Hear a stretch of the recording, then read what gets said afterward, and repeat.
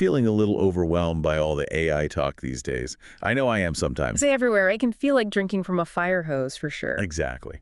And that's where Neil Lawrence's book, The Atomic Human, comes in. Ah, yes. That's a good one. It's like this really clear-headed guide to navigating all the hype and hopes and fears swirling around AI. I like that. A guide. So today, we're taking a deep dive into Lawrence's main arguments, using his book as our roadmap. Sounds like a plan.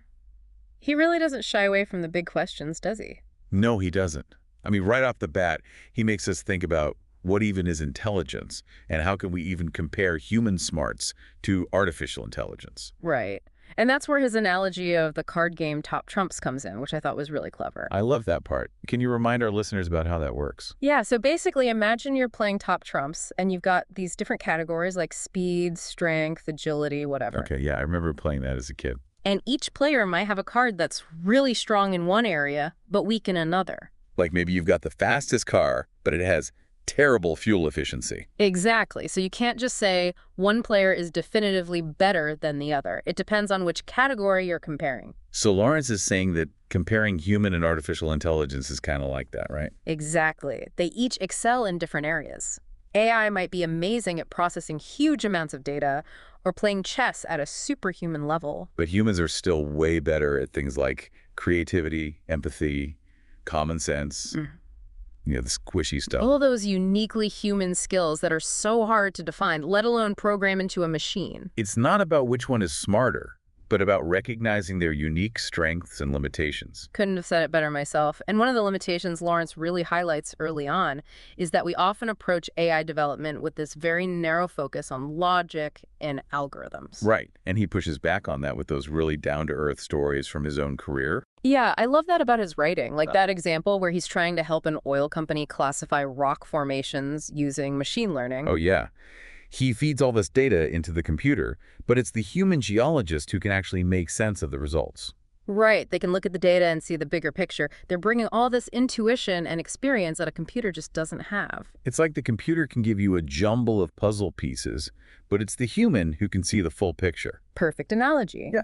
And that leads us to another one of his big ideas, what he calls the embodiment factor. Ooh, yeah. This is where things start to get seriously mind-bending.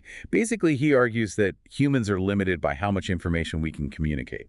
Like we're stuck in these meat suits with a really, really slow internet connection. Right. Limited bandwidth for sharing all the knowledge and experiences swirling around in our heads. And get this, he actually puts a number on that difference.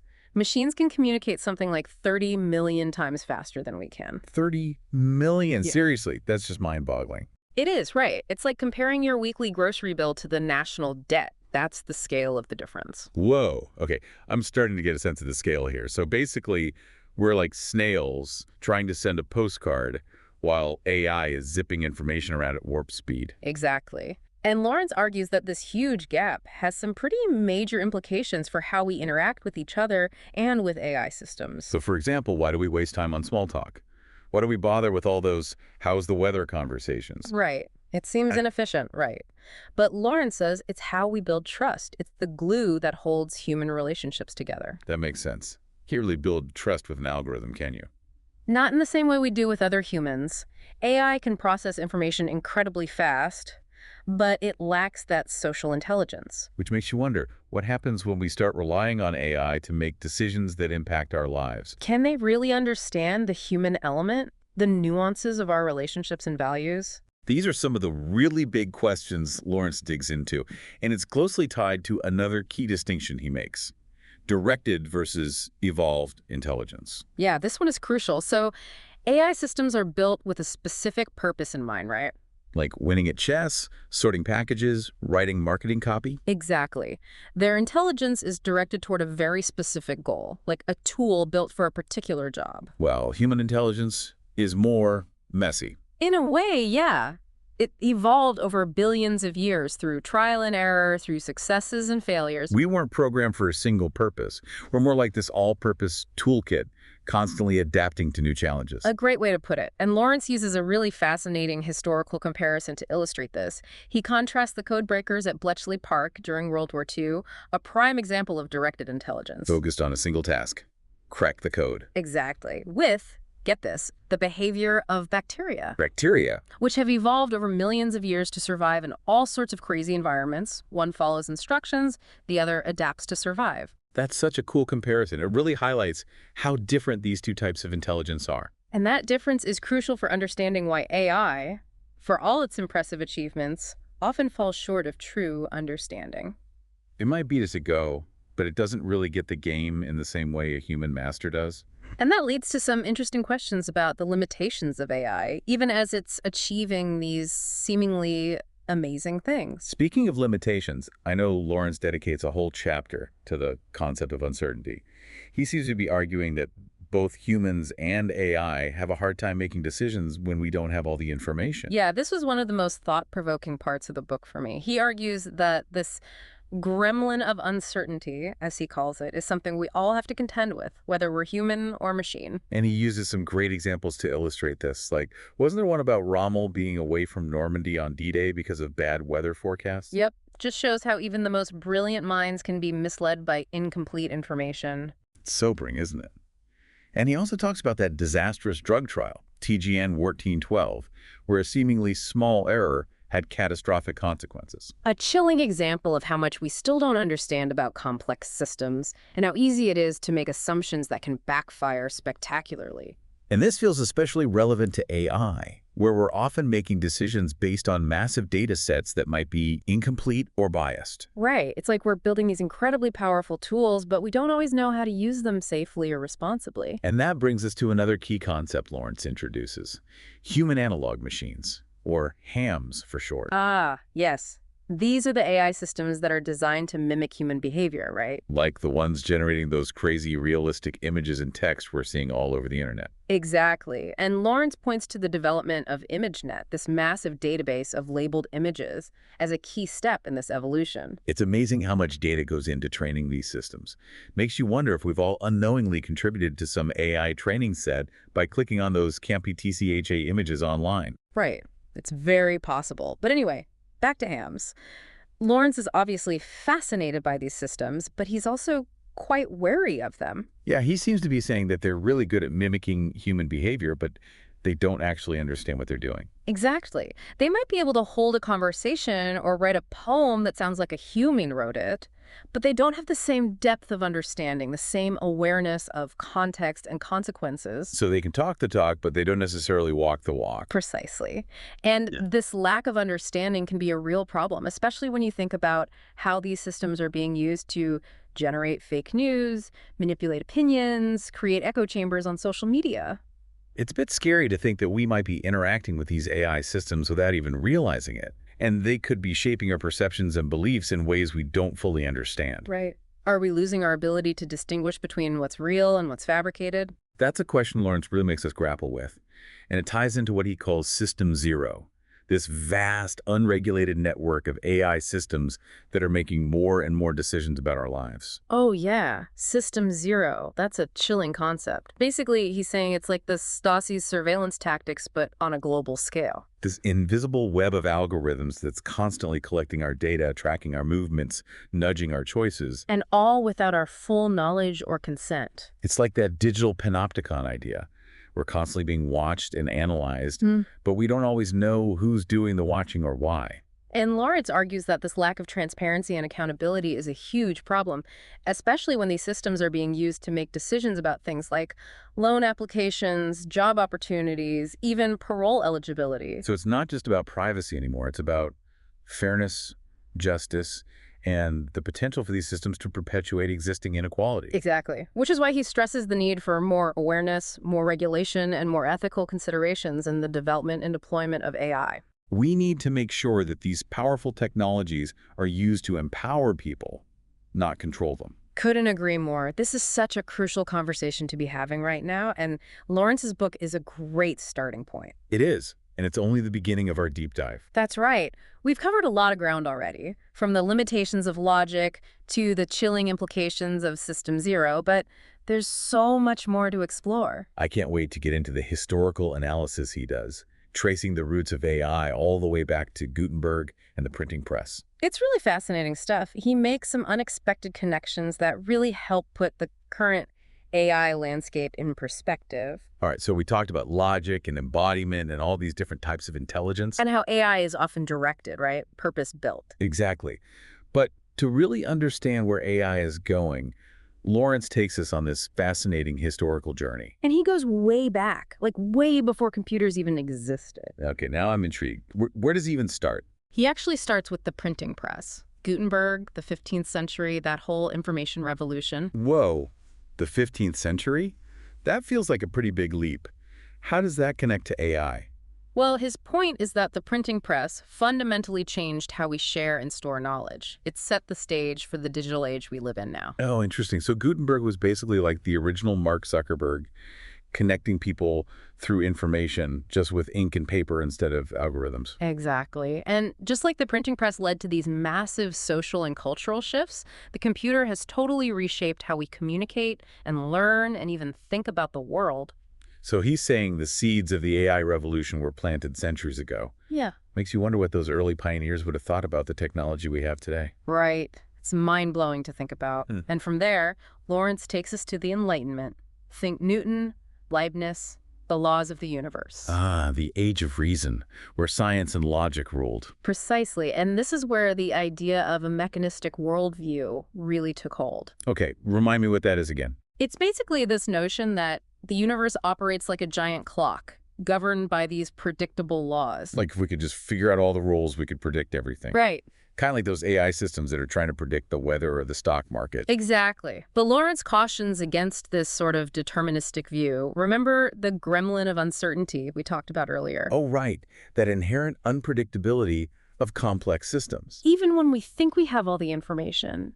And to really drive this point home, he dives into this fascinating example, Conway's Game of Life. I've heard of that. It's a computer program, right? But it's super simple. Yeah, it's deceptively simple. You start with a few basic rules, but these incredibly complex and unpredictable patterns emerge. It's like this tiny little universe on your computer screen. Yeah. Even in a simulated world where you know all the laws, you still can't always predict what's going to happen. Exactly. Which has some pretty big implications for how we think about AI and its limitations. Even with tons of data and these super powerful algorithms, we can't eliminate uncertainty. So we have to accept that things can and will go wrong. Which brings us back to the importance of human judgment, intuition, our ability to adapt to unexpected situations. Couldn't agree more. Lawrence argues that we need to move beyond this quest for a theory of everything and accept that there are limits to prediction and control. So it's not about eliminating uncertainty, it's about learning to live with it, making decisions even when we don't have all the answers. And that leads to another fascinating discussion in the book. How do humans actually make decisions when faced with uncertainty? Right, like are you someone who meticulously plans every detail, or do you prefer to improvise and see what happens? Exactly. He talks about these two contrasting styles, meticulous planning versus improvisation. Which honestly both have their pros and cons. Like you might plan your vacation down to the minute. Or you might just book a flight and figure it out as you go. He even compares the different approaches of Formula One racing teams. Like Ferrari, they're more improvisational, while McLaren is all about meticulous planning. But both have been incredibly successful. So there's no one right way to do it. It all depends on the situation. Exactly. It's about recognizing the strengths and weaknesses of each approach and knowing when to apply which one. So flexibility and self-awareness are key. Being able to adjust your plans when needed and learn from your mistakes. Totally. And that brings us to this other important point, the importance of both forethought and afterthought. Planning and reflecting.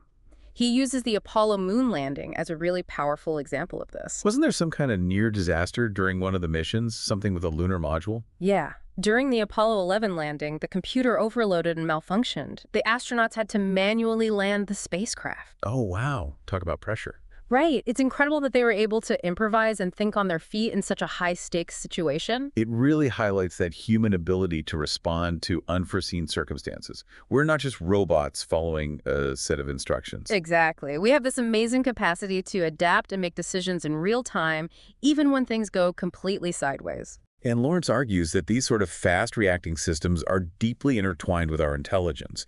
He even compares them to the flyball governor on a steam engine. Constantly adjusting to maintain stability. So it's not just about thinking, it's about sensing, And reacting and adjusting on the fly, like Yeah. when you instinctively swerve to avoid an accident while driving. Perfect example. He even describes a similar experience in the book where he had to slam on the brakes to avoid hitting a deer.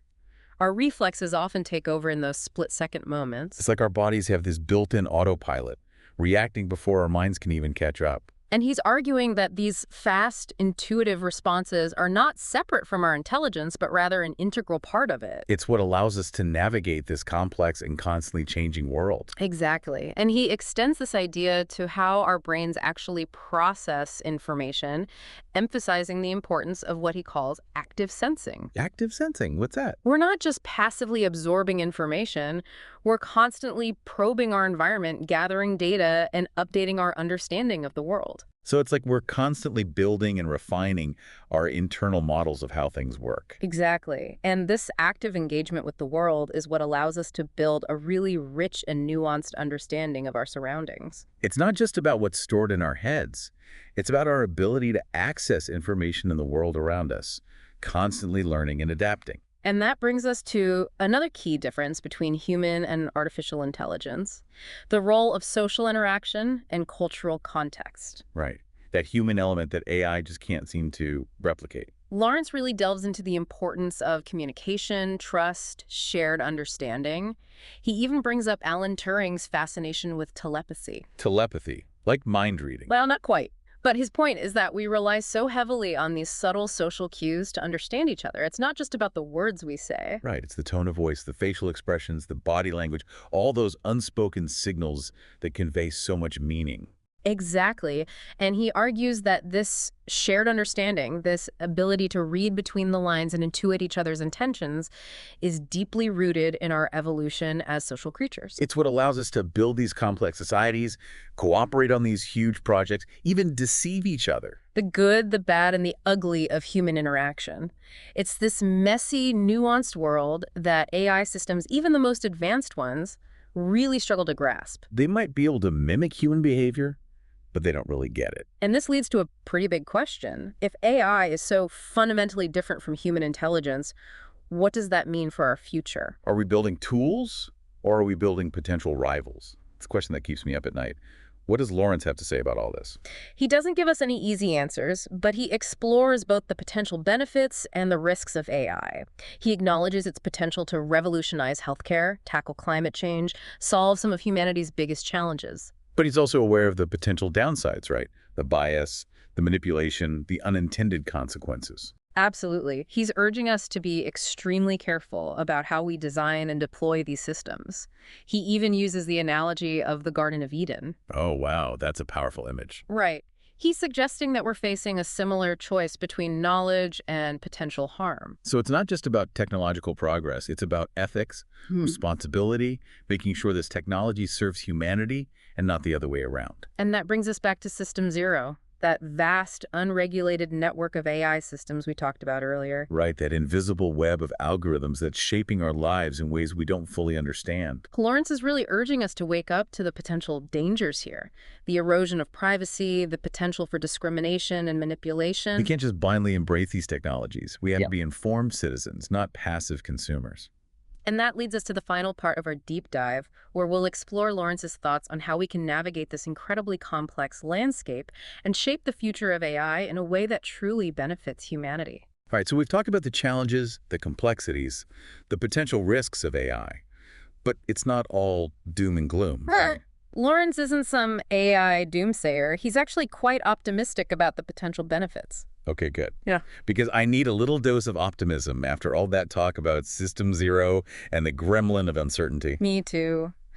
So let's shift gears and talk about solutions. What does Lawrence propose we do to make sure AI is a force for good in the world? Yeah, what can we actually do? Well, first of all, he doesn't offer some magic bullet solution. Which makes sense. This stuff is complicated. Exactly. It's not like flipping a switch. He advocates for this multifaceted approach, addressing both the technical side of things and the broader societal impact. But it's not just about tweaking the algorithms, it's about changing how we think about technology as a whole. Exactly. And one of his key recommendations is greater transparency. Like, we need to understand how these AI systems actually work. We can't just treat them like these magical black boxes. Right. What data are they trained on? What biases might they contain? We need to be able to look under the hood. It's like demanding nutritional labels for our algorithms. Mm. We need to know what we're feeding our minds and our society. I love that analogy. And along with transparency, he also stresses accountability. So if an AI system screws up, who takes the blame? Exactly. How do we make sure these systems are used ethically and that the people who create them are held responsible for any harm they might cause? It's that Spider-Man principle. With great power comes great responsibility. Couldn't have said it better myself. And it goes beyond just technical fixes. Lawrence argues for broader societal changes too. Like what? Well, for one, he stresses the need for more diverse voices in shaping the future of AI. It can't just be a bunch of engineers and computer scientists making all the decisions. We need philosophers, artists, social scientists, people from all walks of life. Exactly. AI needs to reflect the values of our entire society, not just Silicon Valley. And this ties into his call for education, right? Like, we all need to understand this stuff better. Absolutely. We can't just be passive consumers of AI-driven products and services. We need to be informed citizens. Capable of understanding these technologies and holding the people who create them accountable. And Lawrence is particularly passionate about using AI for social good. Yeah, he talks about some really cool examples, like in healthcare and agriculture. Right. And disaster relief. There are so many ways AI can be used to address some of the world's most pressing problems. And I like how he emphasizes projects that empower local communities and address inequalities. Yeah, he's not just talking about making rich people richer. He actually talks about data as infrastructure. Data as infrastructure, what does that even mean? He's envisioning a future where data is treated as a public good, like roads and bridges, used to create a more equitable and sustainable society. Wow, that's a powerful idea. So instead of just extracting data for profit, we could use it to actually improve people's lives. Exactly. And this leads to his final and perhaps most important point, the need for collaboration. Okay, yeah, that makes sense. This isn't something any one person or company or government can solve on their own. Absolutely. We need a collective effort. Researchers, policymakers, businesses, citizens, all working together. It's like he's calling for a global conversation about the future of AI. A new kind of enlightenment. I love that, where technology serves humanity, not the other way around. Lawrence is ultimately optimistic about the potential of AI, Yeah. but he's also realistic about the challenges. Right, and he keeps reminding us that these are tools, extensions of human intelligence. It's up to us to use them wisely. It all comes back to that core message. We're the ones in control. AI can be an incredible force for good, but only if we guide it with wisdom, foresight, and a deep understanding of what makes us human. And, he ends the book with this really thought-provoking question. What if, instead of trying to replicate human intelligence, we focused on understanding it better? Ooh, that's a good one. Like, could AI actually help us unlock the mysteries of our own minds? Lead to breakthroughs in consciousness, creativity, our understanding of what it means to be human. So many possibilities. It's mind-blowing, isn't it? Yeah. This book has given me so much to think about. Me too. It's a real call to action, I think, to engage in this crucial conversation about the future of AI and its impact on humanity. It's a must-read for anyone who wants to understand what's at stake and what we can do to shape a better future. Couldn't agree more. Well, that's about all the time we have for today. Wow, that went by fast. I know, right? Time flies when you're having a deep dive into the future of intelligence. I'll say it's been a pleasure chatting with you. Likewise. And to all our listeners out there, thanks for joining us on this journey. Keep those brains buzzing. Until next time.